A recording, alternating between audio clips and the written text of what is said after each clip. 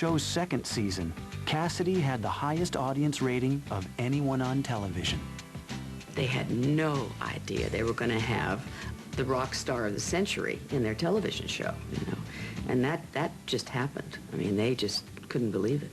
You know, he wasn't a wild-haired hippie. He was safe on that level, yet he was just sexy enough to really get young girls. He was a very unthreatening sex symbol. David was gorgeous. David was stunningly beautiful with his long shag hair and his puka shells and his shirts unbuttoned to here. I mean, today's standards, I don't know, you'd probably think he was scrawny or, you know, the big muscle man. But Dave was beautiful.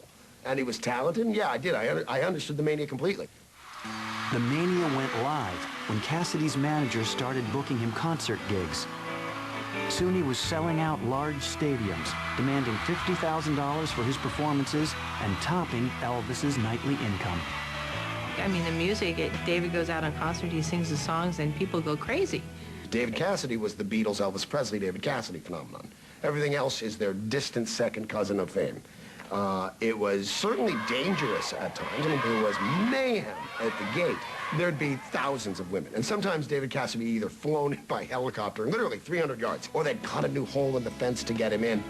Cassidy was intent on cutting himself a new image. One high-profile publicity stunt would do just that. And it would alter the Partridge family dynamic for good. Every Friday night, the Partridge family brought laughter into living rooms from Sacramento to Schenectady. And behind the scenes, the good humor was just as contagious. Now remember, this is just a rough cut. Finished editing it this afternoon, so I haven't really seen it on the screen myself. I'm going to be terrific. It's one take Bartolucci all the way. That there are lots of methods. That there are lots of methods. That there are lots... I'm stuck. Do you realize what this kind of publicity could do to us? We'd be lucky to get a gig at the Pink Pussycat. Brad, I'm gonna kill you. What's there to explain? I'm never going in that grocery store again. Wrong line.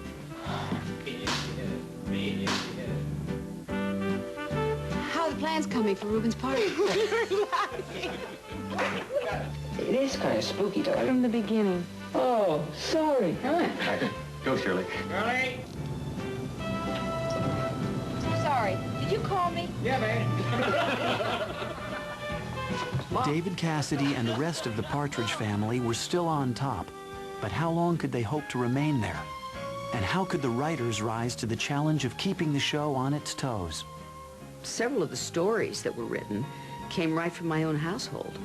The writers would come and spend a day or two on the weekend or something and just kind of follow the kids around and me around, you know, and see what would happen. And several stories came out of that. A stream of guest stars also joined the clan. Jodie Foster, Mark Hamill, Howard Cosell, Hollywood veterans Ray Bolger and Rosemary DeCamp even signed on as Partridge grandparents. And before they worked for Charlie, the future Angels got together with the Partridge family. You know, it was fun. Everybody was nice. Susan Day, Shirley Jones. I'm a big fan. I was a fan of Shirley Jones. I loved her, so. I got to play a character that David Cassidy was just mad for, so that felt good. He was all that at the time. But one episode and its guest stars proved particularly memorable. We did one in a black neighborhood. They ended up in a black nightclub by mistake, and that was with Richie Pryor. It was a marvelous episode. Lou Gossett Jr. and Richard Pryor were in a show. They had a firehouse, and we went there to raise money for them so that they could keep the firehouse. We were playing with race. We were playing with race music. We were playing with what was really happening first in the 60s, but into the 70s, where the cultures were crossing to an unprecedented degree. I remember a direct quote, this being said to Richard Pryor. Ready? I don't know how you're going to show this, but I remember a producer looking at him with a big smile on his face saying, hey, Richard, you can't call the 10-year-old motherfucker, okay? Is that cool? The first season we were on the air, we did a lot of interesting things. However, as soon as the network found out that they were a hit, they started running scared. And they said, we can't do this. We've got to have these people do a normal life. And so they started writing scripts like Keith fails sex education in school, Danny gets acne, you know, really fun, interesting stories like that. Keith might have been failing sex ed, but David Cassidy was soaring as teenage America's #1 sex symbol. Yet he still longed for the attentions of a more mature audience. Like many rock stars before him, Cassidy headed straight for the cover of Rolling Stone magazine. In hopes of shedding the fabricated boy-next-door charade, he did a glossy 8x10 striptease in front of the entire nation.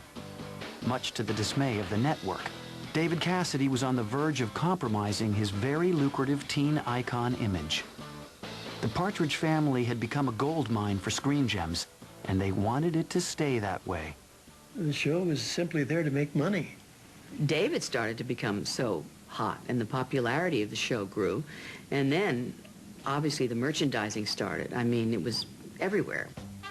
Besides the best-selling albums and flashy teen fan magazine covers, the show spawned lunchboxes, bubblegum wrappers, pillowcases, board games, paper dolls, even a full series of paperback mystery books.